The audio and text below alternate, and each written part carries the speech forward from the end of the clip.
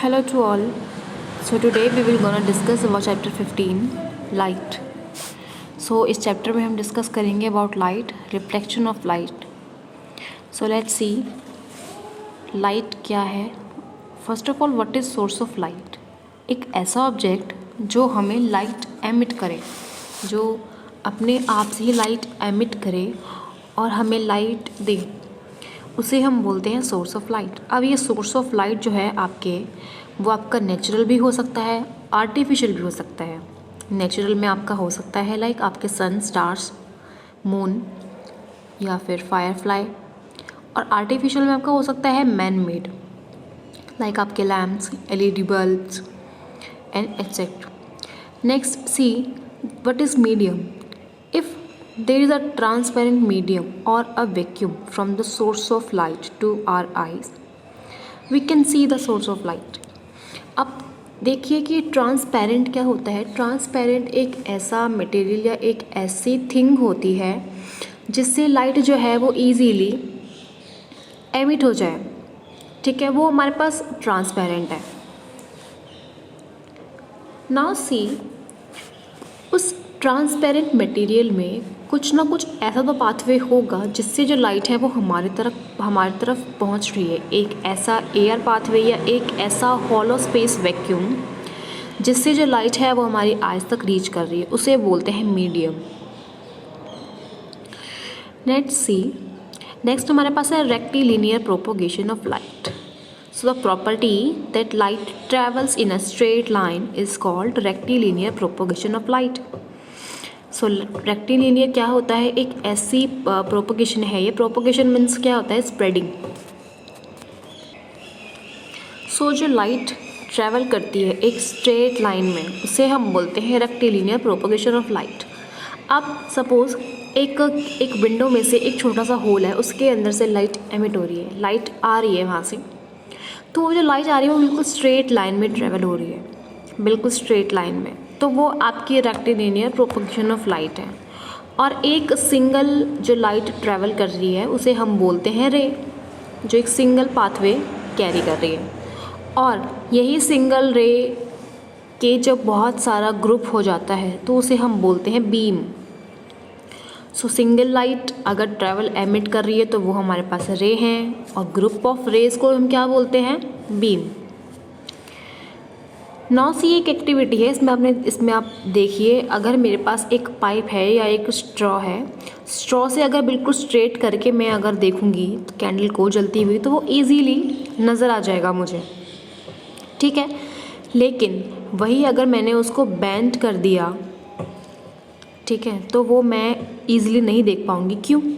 क्योंकि जो मीडियम बना है मेरे पास, वो मीडियम जो है एक स्ट्रेट नहीं है. मीडियम जो इसमें लाइट ट्रैवल करती है वो हमेशा स्ट्रेट होता है, इसलिए जो बेंट ट्यूब में है वो मुझे नहीं दिखा. ठीक है, नेक्स्ट हम डिस्कस करते हैं about shadow. What is shadow. So shadow जो होती है वो आपकी फॉर्म्ड होती है because of rectilinear propagation of light. क्यों? क्योंकि लाइट जो है आपकी एक स्ट्रेट लाइन में ट्रैवल कर रही है. अब उसके पाथवे में या उसके मीडियम में कोई एक ऑब्जेक्ट आ गया. ठीक है, तो ऑब्जेक्ट ने क्या करा, जिस जगह पर लाइट रीच कर रही थी उसने उसका पाथवे को ब्लॉक कर दिया. अब जो लाइट है वो कहाँ पड़ रही है, वो लाइट जा रही है हमारे इस तरफ. लाइक सी इमेज, एक कैंडल है, एक ग्लोब है, और उसी के पीछे उसकी शेडो फॉर्म हो रही है. अगर मैं इस ग्लोब को यहाँ से हटा देती तो जो लाइट है वो बिल्कुल स्ट्रेट लाइन में ट्रैवल करती और इजीली कहीं पर भी शेडो फॉर्म नहीं होती. बट यहाँ पर क्या हुआ, हमने लाइट के और जिस जगह से पाथवे जब लाइट जा रही थी हमने वहाँ पर क्या रख दिया, एक ग्लोब को रख दिया. उस ग्लोब ने क्या करा, उसके लाइट के पाथवे को ब्लॉक कर दिया.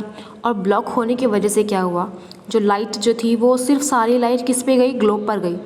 बट जो पीछे इमेज फॉर्म हुई वो हमारे पास इमेज फॉर्म हुई शेडो, ब्लैक सी इमेज फॉर्म हुई, जिसमें हम सिर्फ उसकी आउटलाइन देख सकते हैं इमेज की, और हम कुछ भी उसके अंदर इजीली थिंग्स नहीं देख सकते.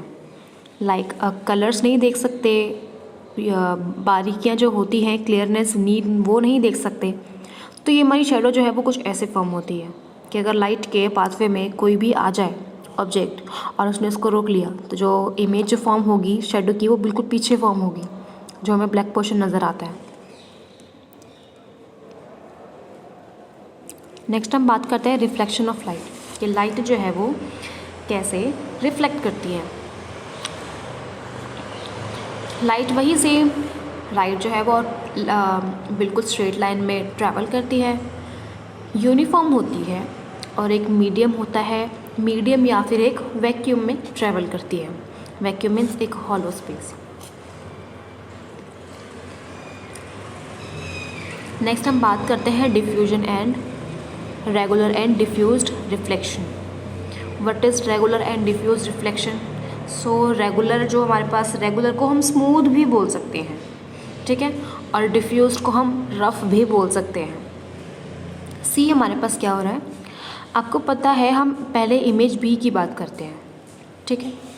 इमेज बी में देखिए आपके पास जो लाइट यानी कि इंसिडेंट रे आई हमारे पास, इंसिडेंट रे यानी कि वो रेज़ हैं जो रियल रेज़ हैं, ठीक है। ये इंसिडेंट रे लाइट से आई और एक प्लेन सरफेस यानी कि रेगुलर एक स्मूथ सरफेस पे रिफ्लेक्ट करा उसने। पहले इंसिडेंट रे आई, सरफेस को टच करा, टच करने के बाद वापस उससे हिट करके और बाहर की तरफ निकल गई। जो बाहर निकल की तरफ गई वो हमारी होती है रिफ्लेक्टेड रे, ठीक है। तो इसमें हमारे पास 3 पॉइंट्स आते हैं। First incident ray, incident ray ने सरफेस को हिट करा, उसे हम बोलते हैं point of incident. And hit होने के बाद जो लाइट है वो वापस रिफ्लेक्ट होकर गई, उसे हम बोलेंगे रिफ्लेक्टेड रे। तो ये आपका रेगुलर सरफेस था, रेगुलर रिफ्लेक्शन था। मीन्स अगर लाइट स्ट्रेट लाइन में ट्रैवल हो रही है, आपका जो पाथ है वो बिल्कुल स्मूथ सरफेस पर है, तो जो आपकी लाइट एमिट होगी वो भी बिल्कुल स्ट्रेट ही होगी। नेक्स्ट इस ए में देखिए आप, ए इमेजेस में डिफ्यूज रिफ्लेक्शन है। मीन्स अगर मैं इसको डिवाइड कर दूं हाफ में, इतना पोर्शन में कर दूं, तो आप देखिए इतने में क्या है, जो इंसिडेंट रे बिल्कुल स्ट्रेट ट्रैवल कर रही है, बिल्कुल स्ट्रेट है, कहीं से भी बेंड नहीं है।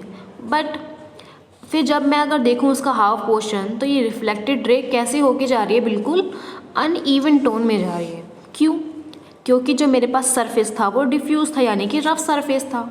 अब जब सरफेस ही मेरे पास क्लीन नहीं है तो जो लाइट जो हिट हो रही है मेरे सरफेस पर वो अनइवननेस कॉज करेगी और रिफ्लेक्शन कैसे जाएगा, अनइवन जाएगा। अब इसका बेस्ट एग्जांपल एक ये एग्जांपल है, जैसे कि जब आप अपने फेस देखते हैं मिरर में तो आपको बिल्कुल स्मूथ बिल्कुल क्लियर इमेज नज़र आती है। बट जब वही आप उस इमेज को वाटर में देखते हैं तो वो जो इमेज दिखती है आपको हल्की सी वेवी इफेक्ट देती है। क्यों? क्योंकि वाटर का जो सरफेस है वो स्मूथ नहीं होता, रफ़ी होता है, वेवी होता है, तो सेम वही रिफ्लेक्शन भी आएगा। तो ये आपका था रेगुलर और डिफ्यूज रिफ्लेक्शन। नेक्स्ट इसमें आता है आपका reflection of a plane mirror, reflection from plane mirror.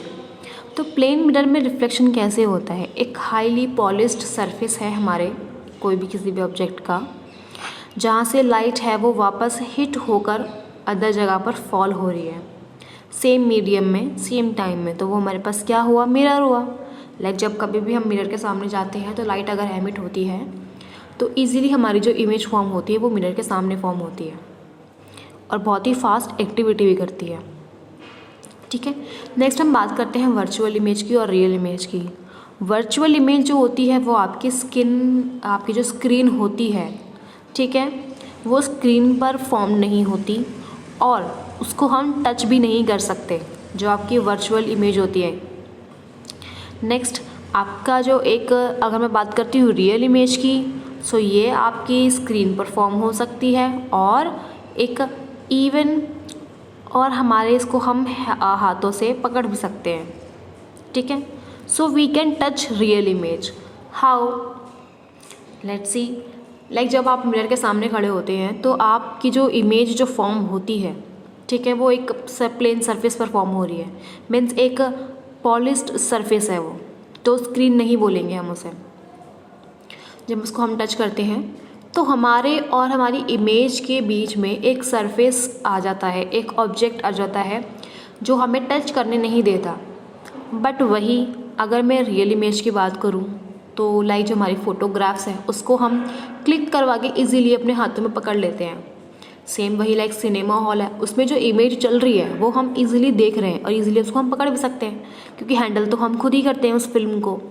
ठीक है, तो ये आपकी रियल इमेज में आती है कि कौन सी वर्चुअल है और कौन सी रियल इमेज है।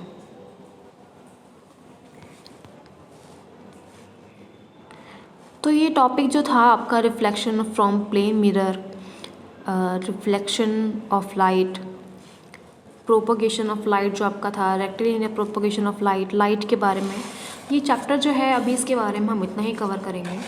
नेक्स्ट जो हम कवर करेंगे वो कवर करेंगे अबाउट हमारे लेंसेज के बारे में कि लेंस किस किस तरह से होते हैं, लेंस वर्क कैसे करते हैं। Same as it is mirror भी होते हैं, मिरर्स के बारे में हम नेक्स्ट क्लास में डिस्कस करेंगे।